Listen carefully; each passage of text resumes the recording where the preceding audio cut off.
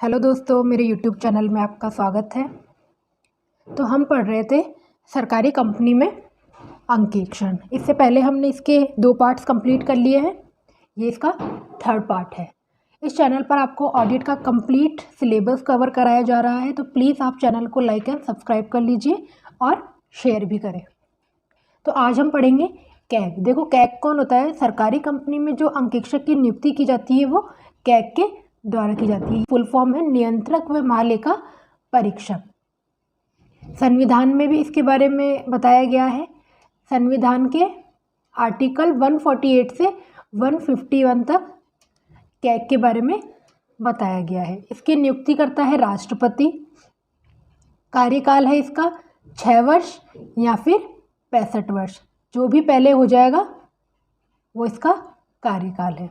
वेतन, उच्चतम न्यायालय के न्यायाधीश के बराबर इसे वेतन दिया जाता है। पद से हटाना, इसे केवल 2 आधार पर पद से हम हटा सकते हैं, केवल दुराचार और असक्षमता के आधार पर।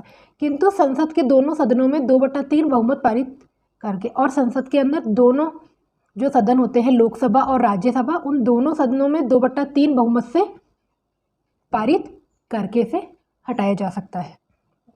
ये त्यागपत्र देगा राष्ट्रपति को। जो नियुक्ति करता है उसे ही त्यागपत्र दिया जाता है। इसके अधिकार दिए गए हैं धारा 143, 5, 6, 7। इसे हम पहले पढ़ चुके हैं। आप इससे पहले वाला वीडियो देखना जाकर, उसमें हमने इसके अधिकारों को डिटेल से पढ़ रखा है। कर्तव्य, समस्त सरकारी विभाग, निगम, सरकारी कंपनी के खातों को संकलित करना तथा उन्हें संसद या राज्य विधानमंडल में राष्ट्रपति या राज्यपाल के समक्ष प्रस्तुत करना।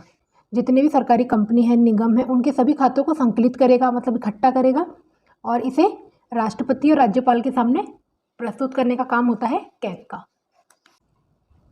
समस्त सरकारी विभाग, निगम, कंपनी का अंकेक्षण करवाना एवं उन्हें संसद या राज्य विधानमंडल में राष्ट्रपति या राज्यपाल के समक्ष प्रस्तुत करना। जितने भी सरकारी विभाग व कंपनी है उनका ऑडिट करवाना, और जो भी प्रतिवेदन आता है उसे संसद में राष्ट्रपति या राज्यपाल के सामने प्रस्तुत भी कैग के द्वारा किया जाता है। कर्तव्य अधिकार, कार्य क्षेत्र का निर्धारण कौन करता है? इसके कैग के जितने भी अधिकार है, कर्तव्य है, कार्य क्षेत्र है, इसका निर्धारण होगा संसद के द्वारा या संसद के बनाए गए नियमों के द्वारा। यह है केंद्र की बात। अब हम देखेंगे राज्य में।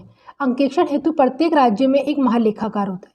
सेंटर में होता है कैग और राज्यों में होता है महालेखाकार, एजी का कार्यालय खोला जाता है, जो राज्य सरकार के विभागों का अंकेक्षण करना या लेखा पुस्तकें तैयार करना या विनियोग खाते तैयार करने का कार्य करता है। राज्य स्तर पर जो कार्यालय होते हैं सरकारी, उन विभागों का अंकेक्षण करने का काम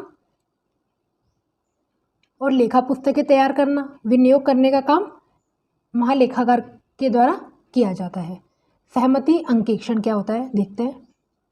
सहमति अंकेक्षण कुछ ऐसी संस्थाएं जो केंद्र राज्य सरकार से अनुदान के आधार पर संचालित होती है, जैसे हॉस्पिटल, कॉलेज एक्सेट्रा, इनमें सरकार द्वारा अनुदान की राशि का अंकेक्षण महालेखाकार के द्वारा करवाया जाता है।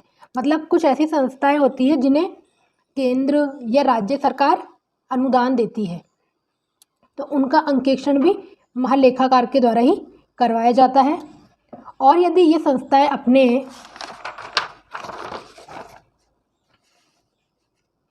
अपने बाकी खर्चों व प्राप्तियों का अंकेक्षण भी उसी महालेखाकार से करवा लेता है, तो इसे सहमति अंकेक्षण कहा जाता है।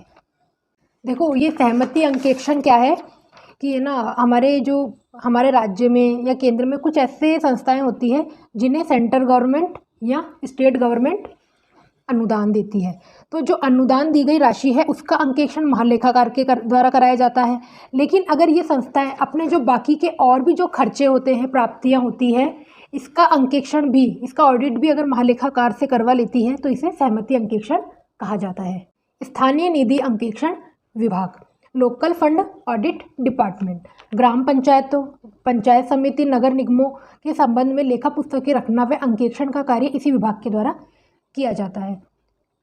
जितनी भी ग्राम पंचायतें होती है, पंचायत समितियां होती है या नगर निगम होते हैं, इनकी लेखा पुस्तकें रखना और इनके ऑडिट का कार्य स्थानीय निधि अंकेक्षण विभाग के द्वारा किया जाता है। तो हमारा ये चैप्टर ख़त्म होता है। आई होप आपको वीडियो पसंद आया होगा। प्लीज़ चैनल को लाइक एंड सब्सक्राइब कीजिए। Thank you.